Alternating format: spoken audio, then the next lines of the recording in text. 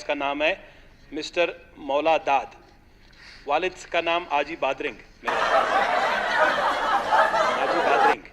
और अभी इन्होंने ये बात की कि बड़ी शफाफियत हुई है गाड़ियों की नीलामी में। तो ये शफाफियत में आजी बादरिंग साहब का नाम, पांचवा भी आजी बादरिंग, आपका 14 नंबर पे आजी बादरिंग, 17-18 आजी बादरिंग, 20-21 आजी बादरिंग, फिर उसके बाद तफसील नीलामशुदा गाड़ियां 2018 तीसरे नंबर पर आजी बादरिंग।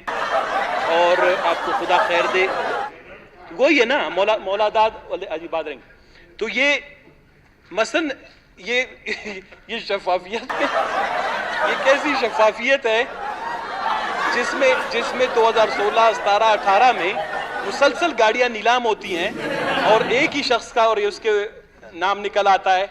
तो इसमें तरीक़ाकार में मेरे ख्याल तब्दीली की ज़रूरत है और इसके लिए भी एक कमेटी बनानी होगी कि एक ही बंदे के नाम पे सारी नीलाम की गाड़ियां ना निकल आएं। जी जी